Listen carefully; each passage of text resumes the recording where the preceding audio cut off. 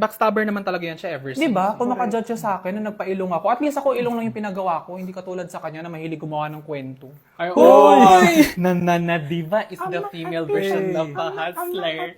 Of a hustler. Di ba ganun yun? Baskong mo, slow mo bang ganyan? Ganyan po yun. Ano yun? Hindi ko gets. Ay, hindi ano, te. Yun yung uso ngayon sa social media. Yun yung tugtog pag may sinabi kang something savage. Yun yung diba? Yung kay Beyonce. Okay, Beyonce. Okay. At saka hindi, kung makajudge naman siya sa akin, kala niya ba, hindi ko alam na hindi ganun kalaki yung lips niya dati. She knows. Boom. She knows. Boom. I know she knows. Diba ganun She yung knows. parang- Sorry, ano yung Second voice sa yung mga ganun. Pa-explain ako, please. Ano yun, te? Yun yung mga background music sa internet pag may sikreto kang alam na parang pwede kasira ng isang person. Ganun yung tema. Mag-internet ka kasi minsan. Sorry, kung hindi ko alam. Alam niyo naman, busy ako. Hindi ko alam yung mga ganyang trends. Meow, meow, meow, meow. Meow, meow, meow, meow, meow. Meow, meow, meow. Hello? Hindi ano yung akin. Tawag ng tanghalan version. Ay, hala, si Solid Show Timer naman. Ganun. Oh my God, ang lala. Ang dami na nag-share. Ang hindi ko kasi mag-gets is bakit kumalat pa sa social media na nag-break kami ni Steven dahil pinagpalit niya ako sa katrabaho niya. Yung nga di ba yung barkada lang natin yung may alam ng kwento? Oo nga, may duda ka ba kung sino sa mga nasabihan mo yung nagpakala? Hindi ko alam. Tanungin na lang natin si Regine.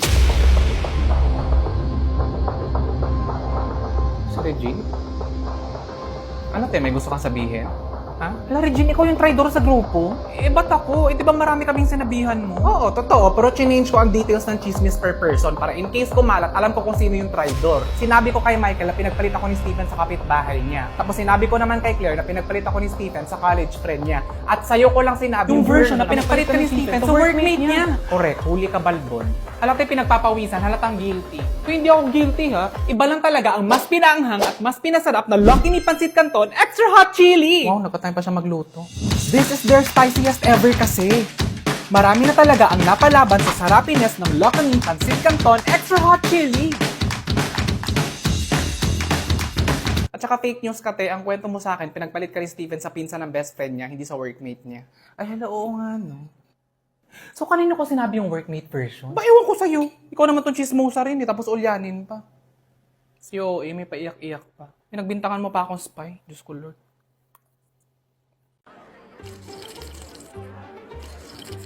Ang alat. Ano ba tong in-order ninyo? Excuse me po, how's the food po? Masarap. Masarap po. Hindi masarap. Hindi naman talaga masarap. Ang oily pa. May nurse ba kayo dito? Pwede magpa-BP? Diyos ko, ang alat, ha? Uwi na ba tayo pagkatapos nito? Mga kapatid niyo po ba yung kasama ninyo sa likod? Ay, ano ka ba? Mga anak ko na yan. Ha? As in? Liar. Yung totoo. Ang bata niyo tingnan. Oo, hindi halata. Wow. Akala ko talaga Pero sinustok din naman to si ate. Oy, uwi na ba tayo pagkatapos nito? You look so young. Nakasabi sa akin ng kapatid mo na ikaw doon ang libre ng kape at saka pang merienda natin ngayon. Ay, opo ma, ako na pong bahala. Thank you, Nak. Magkano ba yung total bill, Nak? 1-2 po. 1-2? Hoy, ibigay mo na lang sa akin yung pera pagtitimpla ko kayo lahat sa bahay.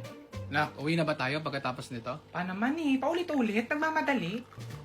Ma, ito, maganda. Ay, hala kuya, ang nice. Ang nice nga, anak. Pero bibili ka na naman ng Uniqlo. Kulang na lang sumigaw ka na welcome to Uniqlo pagpapasok kami sa kwarto mo. Wow, kayo rin naman, Uniqlo yung mga suot ninyo. At saka summer naman ngayon, sobrang init. Kaya bibili ako nitong Uniqlo Airism. Alam niyo ba na Japan technology to? Kaya sobrang breathable at saka sweat-free ka pa. At saka anti-odor din daw ang fabric niya. Yes, ma. Hindi ka na mag-aamoy araw kahit intense ang init ngayong summer. Wicks away moisture din yan. Tsaka quick drying pa. Ay, perfect din yan sa papa ninyo kasi pawisin yun. Oo nga. Pero wait lang, saan si Papa? Kanina ko pa siya hinahanap. Jackie Chan has presented a friendly face.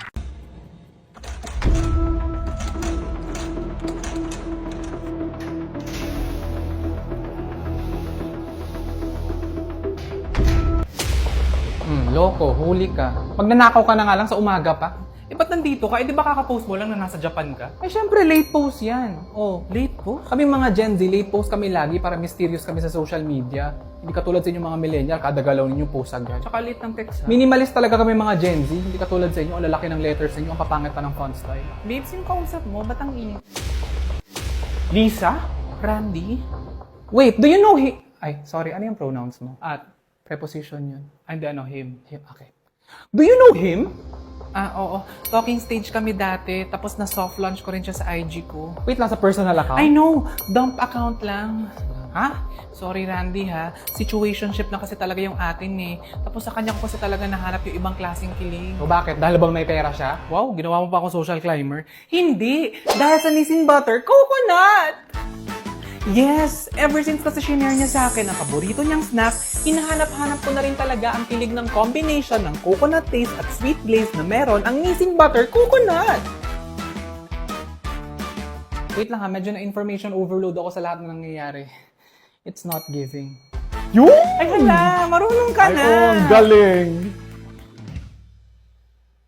Mga pinsan, sige natulungan niyo na ako. Worried lang kasi talaga ako na malapit akong graduate sa medicine pero parang ayaw kong maging doctor in the future. Eh di maghanap ka na ibang work, okay lang naman yun eh. Ha? Pwede ba yun na hindi related sa course mo yung magiging trabaho mo? Hello, ako nga, nursing ako nung college, tapos ngayon FA ako. Sige nga, paano yung nursing pag nag-FA? Paano yun?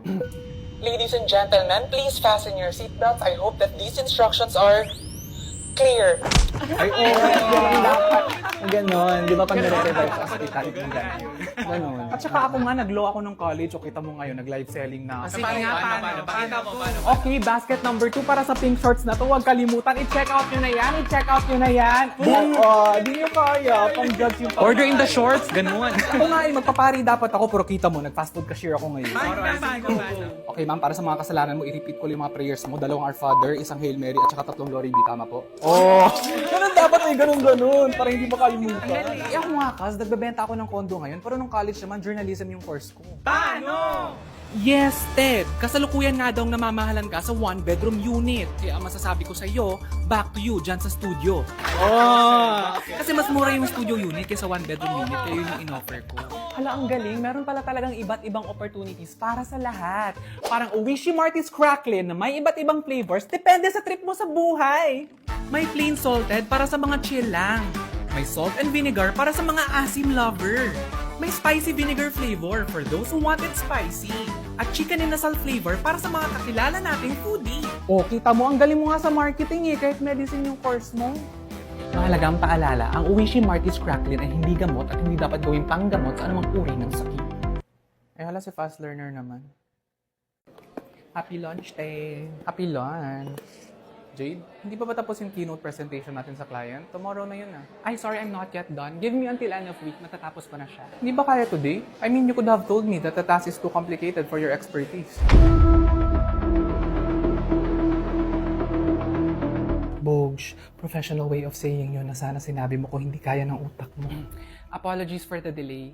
However, as per my last email, Yun naman yung professional way of saying na kung marunong ka lang magbasa, edi sana hindi ka na nagtatanong sa akin ngayon. correct. I am currently handling a workload that's outside of my job description. Yun naman yung professional way of saying na ang dami pinapagawa sa akin kahit hindi ko naman trabaho. Are you complaining? Are you listening? Are you threatened? My spaghetti has sauce made from freshly picked tomatoes. Uy, sorry.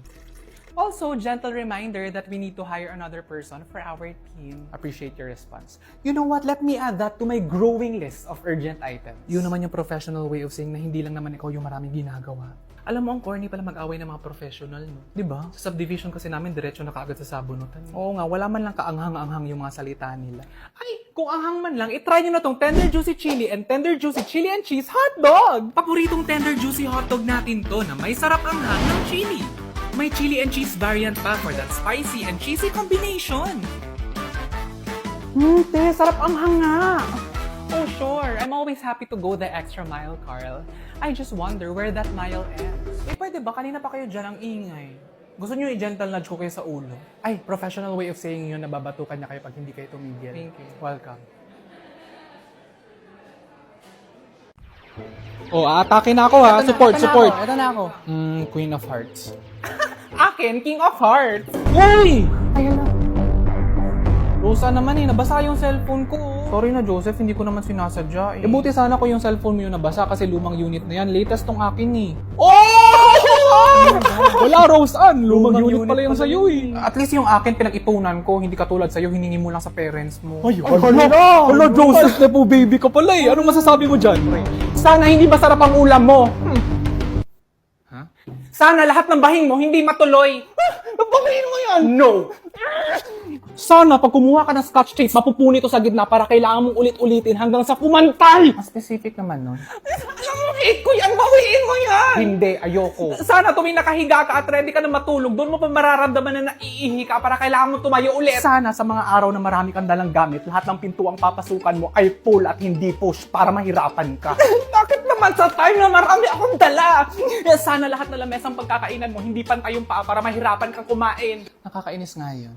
Sana dumating yung araw na nagmamadali kang umalis pero na-realize mo na lowbat ka, so magcha-charge ka muna bago umalis ng bahay pero na-realize mo na hindi pala nakasaksak yung charger, so lowbat ka pa rin. Ang haba naman nun. Sana mahangin at saka malamig sa labas para mag-long sleeves ka, only to find out na paglabas mo, biglang mainit na ulit para pagpawisan ka. Never ako maiinitan, no? Dahil ramdam ang cool with Bioderm. Ay hala, ano yan? Ramdam ang coolness sa Bioderm Coolness dahil infused to with menthol crystals for a refreshingly cool feeling. Of course, may germ-killing action din to. Bioderm Intense Coolness naman gives you the same germ-killing action but with 2 times the cooling crystals for that intense refreshing feeling. Oh, wow. Kaya kahit mainit ang panahon, ramdam ko pa rin ang coolness dahil sa Bioderm Coolness at Bioderm Intense Coolness. Ay, sige, bibili din ako niyan. At saka sorry din pala sa mga nasabi ko. Sorry din ha, nabigla lang din ako sa mga nasabi ko. Ako lang ba or para tayo nanood ng flip top sa YouTube, kids?